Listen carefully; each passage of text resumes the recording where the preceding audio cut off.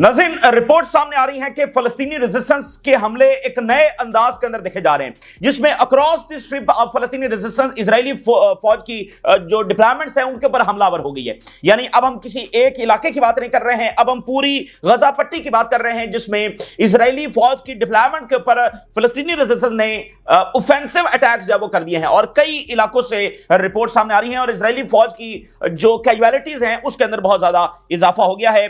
और इस तरह के भी वाकयात हो रहे हैं कि जिसमें इजरायली फौज ने एक रॉकेट फायर किया, वो मिस फायर होकर उनके अपने यूनिट के ऊपर जाकर गिरा, उसमें भी उनकी कैजुअलिटीज हुई हैं। और इजरायली जो नेवी है वो इस वक्त नेवल एक्सरसाइजेस कर रही है फ्रीडम फ्लोटिला को कब्जे में लेने के लिए। अब जरा अंदाजा करिए इनकी बदमाशी। वो एक जहाज आ रहा है जिसके ऊपर मेडिसिन है और खाना है और 12 लोग उसके ऊपर सवार है और ये नेवल एक्सरसाइजेस कर रहे हैं उसको जब वो अटैक करने के लिए।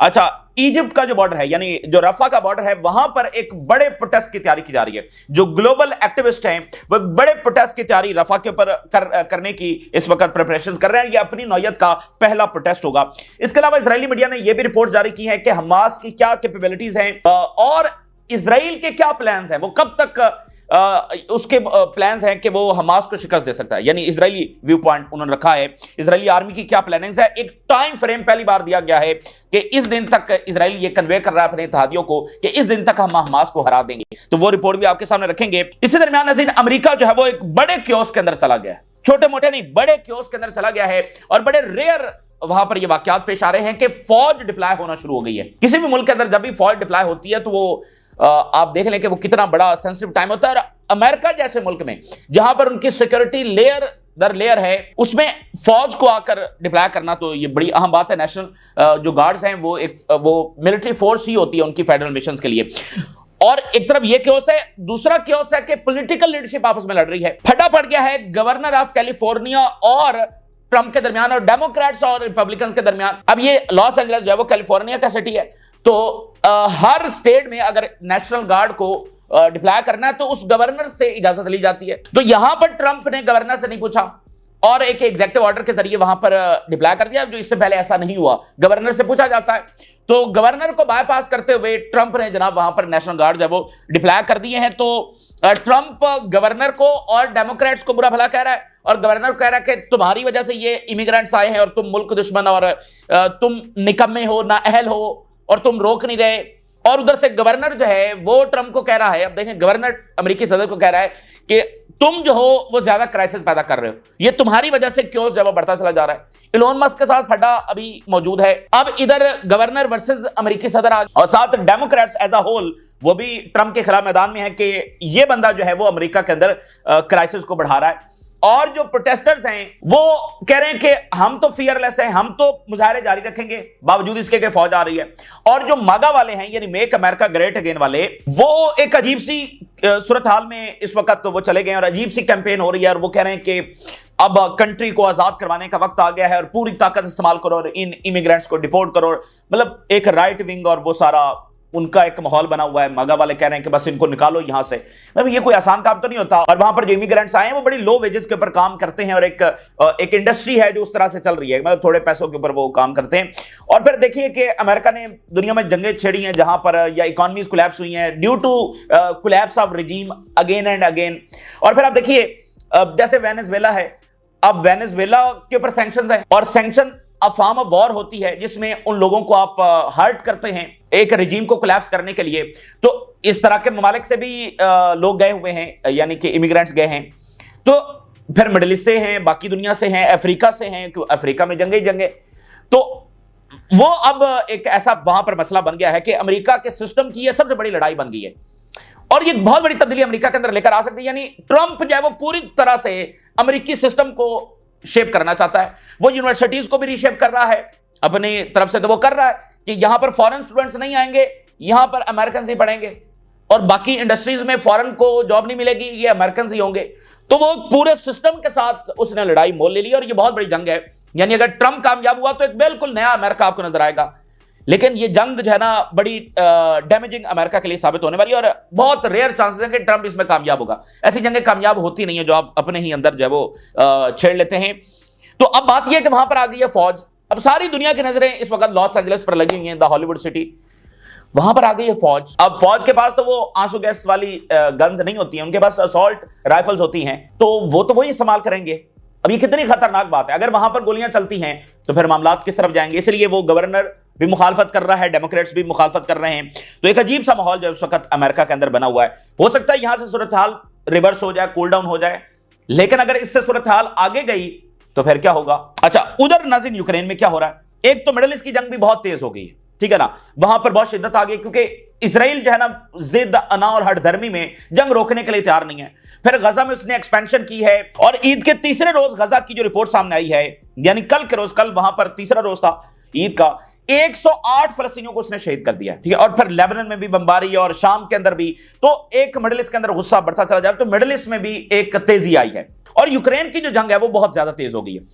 अब नाज़रीन वहां से जो रिपोर्ट सामने आ रही है कि रशियन जो फौज है वो बहुत स्पीड के साथ आगे बढ़ रही है। यानी जो यूक्रेनी फौज है, अब संडे के बाद ये तेजी आई, जो पिछले संडे को इन्होंने अटैक किया उसके बाद ये तेजी आई है। यूक्रेनी फौज, जमीनी फौज तो ऑलरेडी कोलैप्स कर ही रही थी, लेकिन अब रशिया बड़ी ताकत के साथ हमलावर हुआ है, तो यूक्रेनी फौज और तेजी के साथ कोलैप्स करना और रिट्रीट करना शुरू हो गई है। और अभी ये खबर सामने आ रही है कि जब से जंग शुरू हुई है, for the very first time Russia central Ukraine पहुंच गया है। ये इस वक्त बहुत बड़ी डेवलपमेंट यूक्रेन जंग में हुई है। रशियन फोर्सेस सेंट्रल यूक्रेन पहुंच गई हैं और बड़ी स्पीड के साथ वो आगे बढ़ रही है। आगे फौज कोलैप्स हो रही है, और उधर ऊपर जो समई रीजन है वहां से फौज आ रही है रशियन, नीचे से ये दूसरे एरिया से, और वहां पर एक दनाइपा रिवर है। आगे चलकर हम मैप भी डिस्कस करेंगे। दनाइपा जो रिवर है ना, ये स्ट्रेटेजिकली बड़ा इंपॉर्टेंट है, और दनाइपा रिवर के ऊपर ही कीव शहर वाकया है, कैपिटल वाकया है, तो इसकी स्ट्रेटेजिक अहमियत है। तो दनाइपा रिवर के साथ साथ रशियन फौज जो है वो बड़ी तेजी के साथ आगे बढ़ रही है।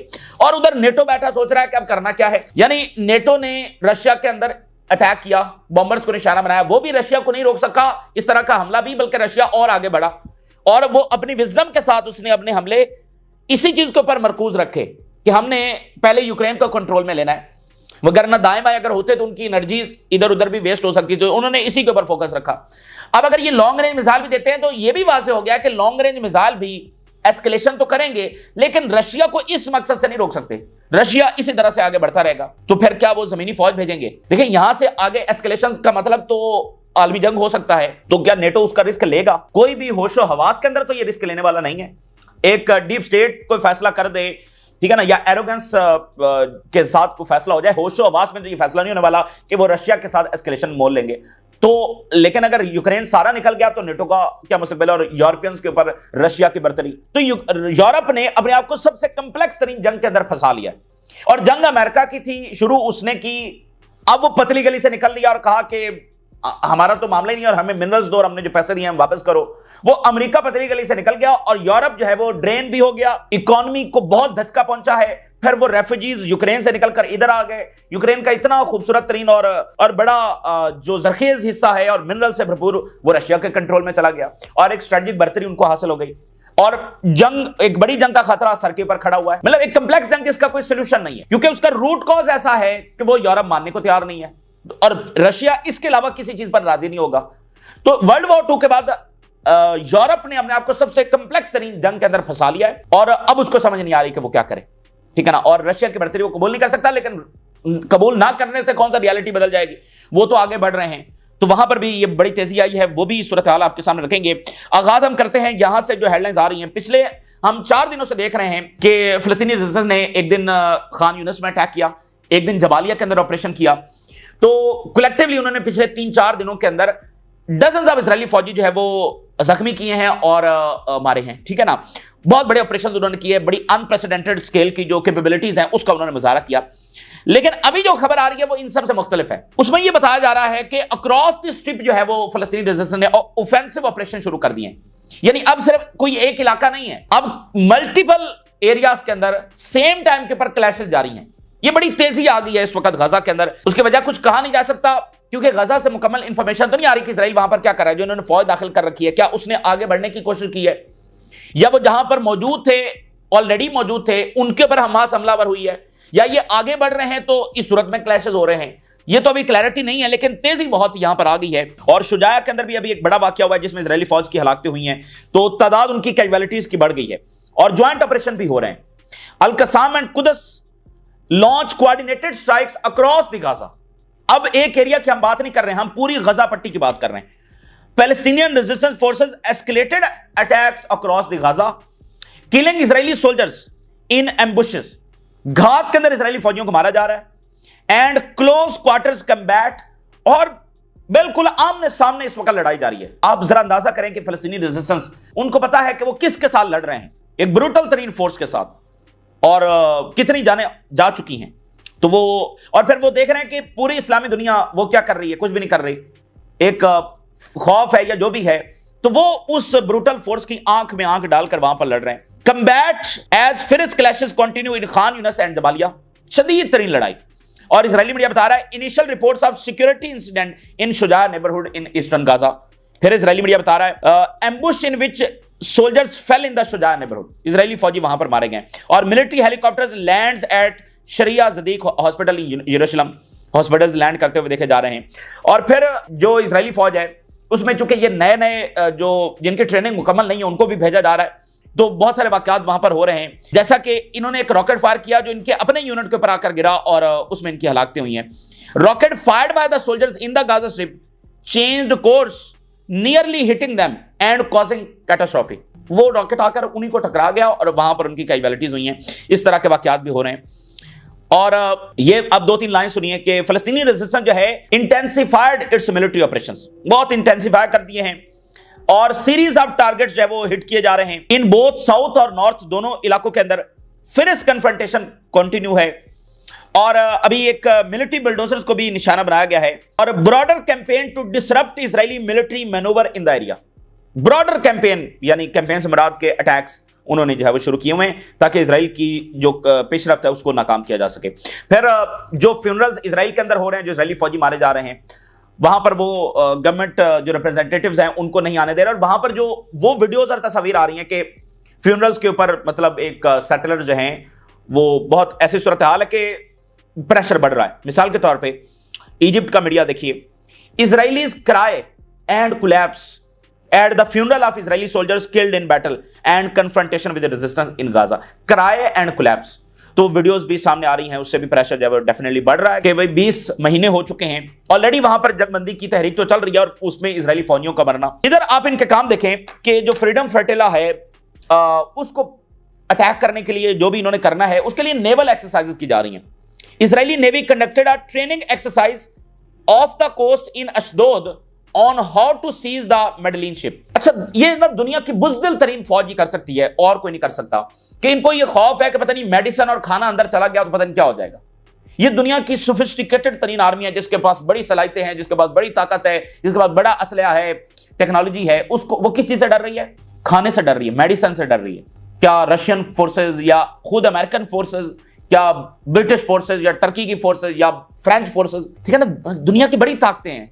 तो इजराइल भी अपने आप को उन्हीं में कंसिडर करता है। तो दुनिया की कोई आर्मी ऐसा कर सकती है? मैंने आपको बताया कि अफगानिस्तान और वियतनाम और इन तमाम जंगों के अंदर भी ये नहीं हुआ जो हम यहां पर देख रहे हैं। तो बहरहाल ये जो जहाज आ रहा है उसने इनकी नींदें हराम की हुई हैं और ये अटैक करेंगे, कुछ कहा नहीं जा सकता। मेरा जाती तौर पर राय यह है कि ये अटैक नहीं करेंगे क्योंकि इनको पता है कि फिर उसके बाद क्या होने वाला है, कि हाई प्रोफाइल लोग हैं, दुनिया का मीडिया है, मेंबर पार्लियामेंटेरियंस हैं, तो कोई जस्टिफिकेशन इनके पास नहीं होगी। जो एड वर्कर्स गजा के अंदर हैं वो तो ये इल्जाम डाल देते हैं ना हमास के ऊपर, यहां पर किसके ऊपर इल्जाम डालेंगे? तो मेरा ये ख्याल है कि ये जहाज को कब्जे में लेंगे और जो सवार हैं उनको अरेस्ट करेंगे और उनको फिर जेल में भी डाल सकते हैं या उनको डिपोर्ट भी कर सकते हैं, जो भी ये करेंगे, लेकिन ये अटैक करने से अवॉइड करेंगे, बल्कि उनको अरेस्ट कर लेंगे। तो बात ये कि गजा तक उनको नहीं पहुंचने देंगे और ये जुल्म की इंतहा है और ये पूरी दुनिया के लिए सबसे बड़ा सवालिया निशान है और इंसानियत के ऊपर सबसे बड़ा सवालिया निशान है। एक बड़ी इंपॉर्टेंट रिपोर्ट सामने आई है और रशियन मीडिया ने इसको छापा है और इजरायली मीडिया को कोट कर रहा है रशियन मीडिया। ये बड़ी इंपॉर्टेंट रिपोर्ट है। इसमें यह डिस्कस किया गया कि कब तक यह ऑपरेशन जारी रहेगा और इजराइल के मकासद क्या है। The Israeli army announce the end of the date of operation Gideon wagons in Gaza. ये जो अभी ऑपरेशन इन्होंने शुरू किया ट्रंप के बाद, ये किस दिन खत्म होगा? बड़ी देखिए कितनी इंपॉर्टेंट बात है। इनके मुताबिक ये क्या सोच रहे हैं? Israeli army has been waging in the Gaza strip about a month, 1 महीना हो चुका है। The media reported that Hamas will not emerge from the operation with feeling of victory. एक तो वो ये कह रहे हैं कि हमास की सूरत इसमें उसको हम विक्टोरियस होकर नहीं उभरने देंगे कि ऑपरेशन भी खत्म हो जाए और हमास भी मौजूद हो। ऐसा बिल्कुल नहीं होगा। इजरायली मीडिया, जिसको रशियन मीडिया कोट कर रहा है, no one should imagine that Hamas will emerge from this campaign as a survivor. Hamas का मुकम्मल सफाया हम कर देंगे, और इवन विद अ फेंट सेंस ऑफ विक्ट्री, क्योंकि 1% भी ये नहीं होगा कि अच्छा कुछ थोड़ी सी सेंस ऑफ विक्ट्री हो कि अच्छा इनको मतलब एक सेंस ऑफ विक्ट्री, वो भी नहीं। तो 1% भी चांसेस नहीं है कि हमास इसमें सर्वाइव करेंगे। हम इसका सफाया कर देंगे। और कब तक सफाया करेंगे? Army has set mid July as the date for its completion. अब हम जून के अंदर हैं और इजरायली आर्मी ये कह रही है कि वो मिड जुलाई तक हमास को मुकम्मल खत्म कर देगी और मुकम्मल विक्ट्री, उनकी जो विक्ट्री है वो हासिल कर लेंगे।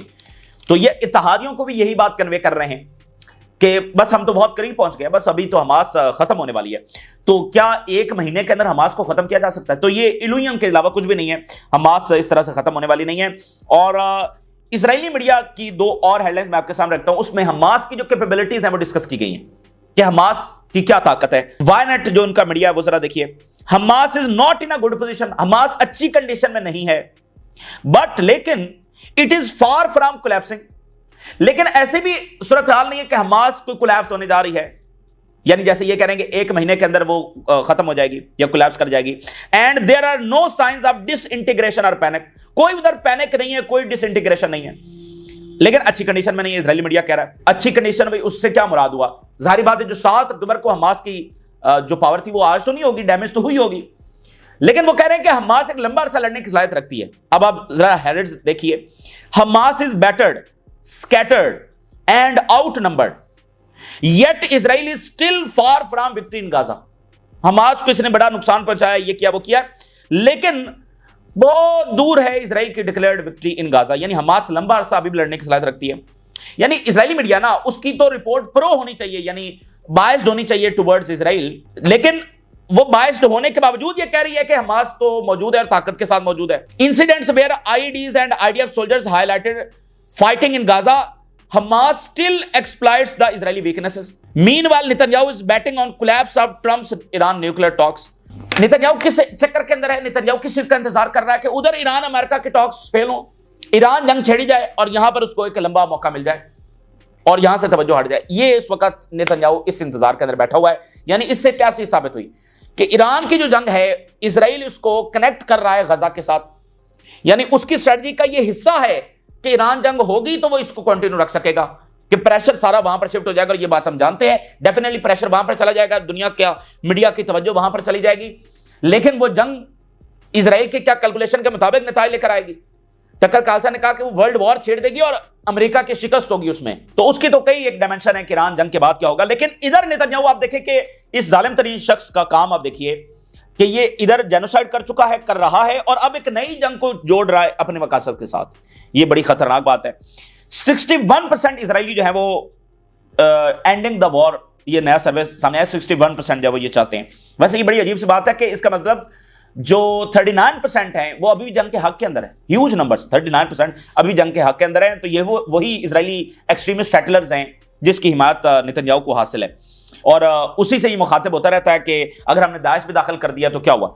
तो ह्यूज नंबर के 61% जंगबंदी चाहते हैं, लेकिन दूसरी तरफ भी ये ह्यूज नंबर है 39% जो इतना कुछ हो जाने के बावजूद अभी भी कह रहे हैं कि जंग जो है वो जारी रहनी चाहिए। लेकिन बहरहाल हैरिस क्या रिपोर्ट कर रहा है? Israel should extradite Netanyahu to the ICC for Gaza war crimes. देखिए अल्टीमेटली यही होना है, ये पूरे मुकर जाएंगे, वो कहेंगे कि नेतन्याहू तो हम में से है ही नहीं। देखिए वर्ल्ड वॉर 2 हुई, जर्मन मुकर गए कि नाजीज तो हम में से है ही नहीं, हिटलर तो हम में से है ही नहीं। हम अभी जर्मन चांसलर बैठे हुए थे व्हाइट हाउस में, उन्होंने कहा कि 6 जून डी डे था, तो उन्होंने कहा कि 6 जून को हमने नाजीज्म से आजादी हासिल की, ये हमारी आजादी का दिन है। ये 6 जून वो था जब वेस्टर्न फोर्सेस जर्मनी के ऊपर हमलावर हुई थी, और ये वो दिन था जिसमें जर्मनी को शिकस्त होती है। मतलब वर्ल्ड वॉर 2 का सबसे डिसाइडिंग इवेंट अगर आप कहें तो 6 जून था, और जर्मन चांसलर बैठकर कह रहे हैं कि ये वो दिन था जिसमें हमने आजादी हासिल की। जर्मनी ने हमला जर्मनी के ऊपर हुआ, तो किससे आजादी हासिल की? नाजीइज्म से। तो ये कमेंट होती है ना, वो बाद में फिर इस तरह के लोगों से इसी तरह से अपने आप को डिटैच कर लेती हैं। The majority of Israeli public supports ending the war, लेकिन ये मुमकिन नहीं हो सकता जब तक नेतन्याहू मौजूद है। तो नेतन्याहू के साथ क्या करना चाहिए? इसको उठाकर फेंकना चाहिए और आईसीसी के हवाले कर देना चाहिए। There is no choice but to remove prime minister Netanyahu. कोई चांस नहीं है, इसके सिवा कोई ऑप्शन नहीं है कि नेतन्याहू को फारिग किया जाए और इसको आईसीसी के हवाले किया जाए। इजिप्ट का जो बॉर्डर है वहां पर जो ग्लोबल एक्टिविस्ट हैं वो बड़े मुजाहरे की तैयारी कर रहे हैं, और ये अपनी नौयत का वाहिद मुजाहरा होगा।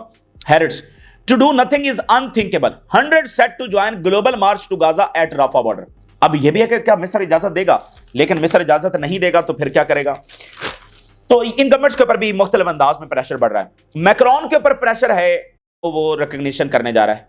Macron walks diplomatic tight rope ahead of high stakes two state summit.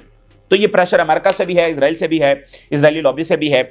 अच्छा, अब बात यह है कि रशिया और यूक्रेन की जो जंग है ये अब तक के सबसे क्रिटिकल पॉइंट के ऊपर पहुंच गई है। चलते चलते चलते बड़ा क्रिटिकल पॉइंट जब वो आ गया है, ये जो पिछला एक हफ्ता है ये यूक्रेन के ऊपर बड़ा गिरां गुजरा है। उन्होंने अटैक किया और वेस्ट ने कहा कि पता नहीं यूक्रेन ने क्या कर दिया। ये वही काम हुआ है जो इन्होंने जो ओब्लास्ट कर्स्क ओब्लास्ट के इलाके में ये दाखिल हुए थे। वेस्ट ने कहा क्या ज़ेलेंस्की तो आफ्टर सेंचुरीज एक ऐसा हमें वॉरियर मिला है कि जो रशिया में घुस गया है। बाद में क्या हुआ, सबसे बड़ा डिजास्टर इनका कर्स्क में हुआ है और बहुत बड़ी तादाद के अंदर इनकी कैजुअलिटीज हुई हैं।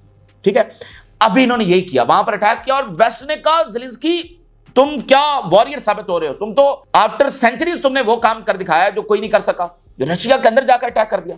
तो उसके बाद फिर वही, ठीक है ना, वही बहुत गिरां गुजरा है। एक हफ्ते में तो फिर शदीद धमाके हुए हैं, एयर अटैक्स हुए हैं और जमीनी जो रशियन फोर्सेज हैं वो बहुत तेजी के साथ आगे बढ़ी हैं। अभी खबर यह है कि वो सेंट्रल यूक्रेन में पहुंच गई हैं पहली बार। Russia announces the arrival of its forces in Dnipropetrovsk central Ukraine. मैं मैप के जरिए आपको दिखाना चाहता हूं कि इस वक्त सूरत हाल क्या है। अगर आप मैप के ऊपर देखें तो ये एक नीचे से, यानी ये जो ब्लू एरोज हैं नीचे से ये फोर्सेस आगे बढ़ रही हैं और ये जो ब्लैक ब्लैक डॉट्स आपको नजर आ रही हैं ये सेंट्रल यूक्रेन है जहां पर ये पहुंचे हैं। और एक जो आपको रेड लकीर नजर आ रही है ये दनाइपा रिवर है जो आगे कीव से भी आगे होकर बेलारूस की तरफ जा रहा है। और ये दनाइपा रिवर जो है इसकी बहुत अहमियत है, स्ट्रेटेजिक अहमियत है और कीव भी इसी के ऊपर वाक़ है। और फिर ऊपर से आपको जो एरोज नजर आ रहे हैं ब्लू कलर के, ये वो समई रीजन है जहां से ऊपर से अब रशियन फोर्सेस बढ़ रही। तो कीव की तरफ वो दो तरफ से बढ़ रहे हैं और अब वो सेंट्रल यूक्रेन में पहुंच गए, नीचे से और ऊपर से भी कीव की तरफ आ रहे हैं। अब आप दूसरा मैप देखिए, इसमें ये जो आपको कलरफुल एरियाज नजर आ रहे हैं, पहला बुनियादी मैप यही है कि अब आप देखिए कि वो जो दनाइपा रिवर है कीव के साथ साथ ये सारा रशिया जो है वो अपने कंट्रोल में लेने जा रहा है। ये सारा इलाका, ये जो कलरफुल आपको नजर आ रहा है, ये वाला सारा यूक्रेन जिसमें कीव भी शामिल है, इसको वो लेने जा रहे हैं। और ये जो ब्लू आपको लाइन नजर आ रही है, अभी तक उनकी फोर्सेस यहां तक पहुंची हैं। और नीचे जो ब्लैक सी है, इससे इस पर जो यूक्रेन की एक्सेस है वो खत्म होने वाली है। ये यहां पर भी रशियन फोर्सेस आगे बढ़ रही हैं और इसके बाद यूक्रेन जो है वो उसकी सी के साथ एक्सेस खत्म हो जाएगी, ओशन के साथ खत्म हो, लैंड लॉक कंट्री वो बन जाएगा। ठीक है ना, यानी ओशन के साथ उसकी एक्सेस खत्म हो जाएगी और वो बड़ा जरखेज इलाका और मिनरल से भरपूर वो रशिया लेने जा रहा है और वो तेजी के साथ आगे बढ़ रहा है। अभी तक वो ब्लू लाइन तक पहुंचा है ऊपर वाले हिस्से से, और नीचे जो ब्लैक सी की एक्सेस है उसमें भी जो ब्लू लाइन आपको नजर आ रही है यहां तक अभी फोर्सेस पहुंची हैं, लेकिन वो ओडेसा की तरफ जो रोमानिया के बॉर्डर्स हैं उसकी तरफ बढ़ रहे हैं। ये तो बड़ी खतरनाक सूरत हाल होगी है नेटो के लिए। ज़ेलेंस्की का बयान जारी हुआ है कि सिचुएशन तमाम फ्रंट्स के ऊपर बहुत ज्यादा कम्प्लेक्स है और अब हमारा मुस्तकबिल जो है वो उन तमाम यूनिट्स के ऊपर, उन तमाम फोर्सेस के ऊपर है जो इन फ्रंट्स के ऊपर लड़ रही हैं। ये तमाम जो मैंने आपको मैप दिखाया ये काफी सारे फ्रंट्स हैं और ज़ेलेंस्की ने कहा कि बड़ी कम्प्लेक्स सूरत हाल है और ये एक स्ट्रेटेजिक डिफीट, बहुत बड़ी डिफीट नेटो को, सबसे ये बड़ी डिफीट होगी नेटो के बनने के बाद, आलमी जंग के बाद ये सबसे बड़ी डिफीट होगी। और बात यह है कि नेटो क्या करेगा, वो लॉन्ग रेंज देने जा रहे हैं। लॉन्ग रेंज भी रशिया को नहीं रोक सकते, वो रशिया के अंदर कोई और अटैक करेंगे वो भी रशिया को नहीं रोक सकते, वो जमीनी फौज उनकी आगे बढ़ती चली जाएगी। वो लॉन्ग रेंज देंगे या डीप इनसाइड रशिया के अटैक करेंगे तो रशिया नेटो को हिट कर सकता है या नेटो को किसी और अंदाज में जवाब दे सकता है, लेकिन जमीनी वो अपनी पेशकदमी नहीं रोकेगा। और उसको रोकने के लिए तो जमीनी फौज चाहिए, तो जमीनी फौज यूक्रेन के पास तो नहीं है, वो तो कोलैप्स कर रही है, रिट्रीट कर रही है और मिलियंस ऑफ उनके लोग जब वो रेफ्यूजीज बन चुके हैं, फिर कौन सी जमीनी फौज वहां पर जाएगी, नेटो की जाएगी। होशो हवास में तो नहीं जा सकती, कोई भी ये रिस्क नहीं ले सकता और ये बड़े अफसोस की बात है। अब आप देखिए ना कि जर्मनी सबसे ज्यादा इसमें ड्रैग होता चला जा रहा है, बर्तानिया होता चला जा रहा है, फ्रांस होता चला जा रहा है, दीगर यूरोपियन कंट्रीज इसमें ड्रैग होते चले जा रहे हैं। यही वो मुल्क हैं जिन्होंने आलमी जंगें दो लड़ी हैं। जर्मनी ने 2 आलमी जंगें लड़ी हैं, दोनों में हारा है, फिर तीसरी आलमी जंग की तरफ खींचा चला जा रहा है। बड़ी ये अफसोसनाक सूरत हाल यूरोप के लिए और उसने बिला वजह एक अननेसेसरी और डिजास्टर हुआ यूरोप का। यह जंग ना यूरोप की थी ना उसको सूट करती थी और ड्रेन हो गया यूरोप और अमेरिका पतली गली से निकल लिया और सारा मलबा डाल दिया इनके ऊपर। तो ये बहुत बड़ा डिजास्टर और बड़ी कंप्लेक्स सूरत हाल है। यानी जंगें होती है, चाहे अफगानिस्तान की जंग है, अच्छा वियतनाम की जंग है, ठीक है, खत्म हो गई, जो भी होता है कि हार गए निकल गए, ये वो नहीं है। रशिया है वो हार नहीं मान सकता क्योंकि ये उसकी एग्जिस्टेंस का सवाल है। उसने 40 साल बाद एक बैकग्राउंड की वजह से जंग छेड़ी है कि नेटो का एक्सपैंड ना करो। तो या तो नेटो शिकस्त तस्लीम करेगा, रशिया शिकस्त तस्लीम नहीं कर सकता है, ये उसके एग्जिस्टेंस का सवाल है। तो नेटो भी, उसमें जो डीप स्टेट्स बैठी हुई हैं, जो मिलिट्री इंडस्ट्रियल कॉम्प्लेक्स है, वो भी नहीं कबूल करने वाला, तो फिर क्या करेंगे? तो इसलिए हम देख रहे हैं कि जंग अभी तक रुक नहीं रही है और इसमें रुकने के फिलहाल कुछ चांसेस नजर नहीं आ रहे, और अब रशिया और बर्तानिया का फड्डा बहुत ज्यादा बढ़ता चला जा रहा है। तो देखिए, जंगें वहां से शुरू हो रही हैं, लेकिन ये पूरी दुनिया को अपनी लपेट में लेंगी। पहली दोनों आलमी जंगें भी शुरू वहां से हुई हैं, फिर वो सल्तनत उस्मानिया को ले गई पहली आलमी जंग, दूसरे में वो जापान को ले गई और न्यूक्लियर बॉम्ब्स गिरे। तो देखिए, हम ये नहीं कह सकते कि यूरोप में हो रही हैं, तो यूरोप में हो रही है तो घसीटी पूरी दुनिया जाएगी, इसमें पूरी दुनिया ड्रैग होगी। तो ये बड़ी दुनिया के लिए अफसोसनाक सूरत हाल, खुद यूरोप के लिए बड़ी अनफॉर्चुनेट सूरत हाल है। 2 आलमी जंगें लड़ने वाला यूरोप, और वो जर्मनी जो 2 आलमी जंगें हारा है, वो एक और आलमी जंग की तरफ ड्रैग होता चला जा रहा है। और वो सबसे ज्यादा तो जर्मनी कह रहा है कि हम लॉन्ग रेंज मिसाइल देंगे, एस्केलेट करेंगे। तो ये वहां पर सूरत हाल हो रही है। और अमेरिका जो पतली गली से निकल गया है, वहां पर क्या हो रहा है? अमेरिका के अंदर एक जंग छिड़ गई है, और शायद एक टाइम आता है हर बड़े एम्पायर के अंदर, और वो अंदरूनी जंग छिड़ती है, और इस वक्त वो छिड़ गई है, जिसमें नेशनलिस्ट उभर कर आए हैं ट्रंप की सूरत के अंदर, यानी फार राइट नेशनलिस्ट, जिसमें यानी वो एक सफेद फार्म और कौमियत परस्ती और वो सारा पहलू उसके अंदर है। और वो कह रहे हैं कि हम किसी बाहर वाले को कबूल नहीं करते। हालांकि अमेरिकन जो सोसाइटी है वो टोटली किसी और वैल्यूज के ऊपर खड़ी है, वो एक ओपन सोसाइटी है। भाई अमेरिका क्या है? अमेरिका तो बाहर से आए लोगों ने बनाया है, जो नेटिव्स थे वो तो आज नहीं है वहां पर, ये सारे वही हैं। अभी देखें क्या हुआ, जर्मन चांसलर गए और उन्होंने ट्रंप साहब के सामने, ट्रंप के जो दादा हैं उनका बर्थ सर्टिफिकेट जो है वो पेश किया ट्रंप साहब को, कि ट्रंप साहब की जो फैमिली है वो जर्मनी से यहां अमेरिका आई थी। तो ट्रंप साहब खुद एक इमिग्रेंट्स है। तो अमेरिका है क्या? तो अमेरिका, ठीक है ना, बाहर से आए लोगों ने बनाया, और वो एक ओपन सोसाइटी है कि भाई दुनिया भर से लोग वहां पर जाते हैं, उन्हीं ने बड़ी बड़ी कंपनीज कायम की हैं टेक्नोलॉजी में आगे पीछे, ठीक है, ये सारी आप जानते हैं चीज। तो अमेरिकन सोसाइटी इसके ऊपर खड़ी है। अब एक नेशनलिस्ट उठे हैं और वो कह रहे हैं कि नहीं, हमें ये सारे कबूल नहीं है और ये यहां से निकलें। ये कोई आसान काम तो नहीं होने वाला है। ये भरपूर जंग है जो अंदरूनी तौर पर छिड़ चुकी है, तबले जंग बच चुका है, और वो आगे से आगे बढ़ता चला जा रहा है, जिसका सबसे बड़ा मुजाहरा इस वक्त हम लॉस एंजलिस में देख रहे हैं। और वहां पर सारी दुनिया की नजरें हैं, फौज डिप्लॉय हो गई है, गवर्नर और ट्रंप का फटा चल रहा है, और आगे क्या होता है दुनिया देख रही है, क्योंकि अगर वहां पर फौज कार्रवाई करती है तो ये तो मामला और खराब होगा। मैं कुछ हेडलाइंस आपके सामने, the New York times, Trump is calling up national guard troops under a rarely used law. बहुत कम ऐसा होता है कि इस तरह का कोई इकदाम उठाया जाए, रेयरली यूज्ड लॉ, इसके तहत उसने बुला लिया और बाईपास करके।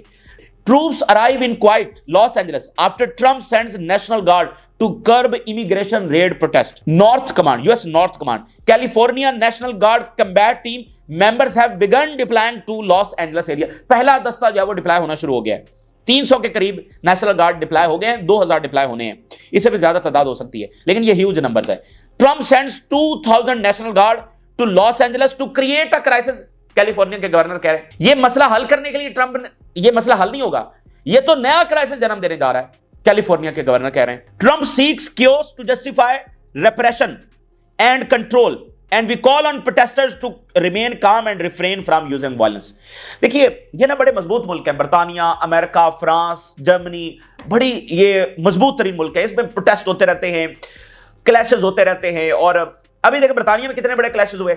अभी पिछले हफ्ते की बात है, पेरिस में बहुत बड़े प्रोटेस्ट हुए, कोई एक लीग का फाइनल हो रहा था तो उसमें हामियों की आपस में लड़ाई होगी और पूरे पेरिस के अंदर वो लड़ाई फैल गई और वायलेंस हुआ, बहुत कुछ हुआ। तो ये बड़े मजबूत मुल्क है, ये ऐसी चीजों से निपटना जानते हैं। लेकिन उन क्लैशेस में, उन प्रोटेस्ट के अंदर और इस लड़ाई के अंदर बुनियादी फर्क क्या है? इसमें एक ऐसी गवर्नमेंट ताकत के अंदर आ गई है जो नेशनलिस्ट है और इमिग्रेंट्स को निकालने का उसकी बुनियादी पॉलिसी ही ये है। अभी बर्तानिया में जो हुए थे कुछ महीने पहले, जो वाकयात हुए बहुत सारे, उसमें ये वाला फैक्टर नहीं था। पेरिस में हुए उसमें ये वाला फैक्टर नहीं था, और बहुत सारे होते रहते हैं। ऐसा नहीं हुआ कि नेशनलिस्ट गवर्नमेंट है और वो पूरी जंग लॉन्च कर चुकी है कि इमिग्रेंट्स को हमने निकालना है, ऐसा नहीं हुआ। तो ये एक जंग है जो पूरी लॉन्च हो चुकी है अंदरूनी तौर पर, इसलिए इसका फर्क और बाकियों का फर्क बहुत मुख्तलिफ है। वरना ये इतने ताकतवर मुल्क हैं कि इनको ऐसे लड़ाई झगड़ों से फर्क नहीं पड़ता, ये अंदरूनी मुजाहरे ये वो होते रहते हैं, ठीक है ना। ताकतवर हुकूमतें हैं, ताकतवर इनके सिस्टम्स हैं, लेकिन यहां पर जंग छिड़ गई है। देखिए, इंस्टीट्यूशंस आमने सामने आ गए हैं, गवर्नर सदर के ऊपर हमलावर है, सदर गवर्नर के ऊपर है, एक पूरे सिस्टम के खिलाफ लड़ाई छिड़ गई है। Activist not afraid of national guard plans to protest again today.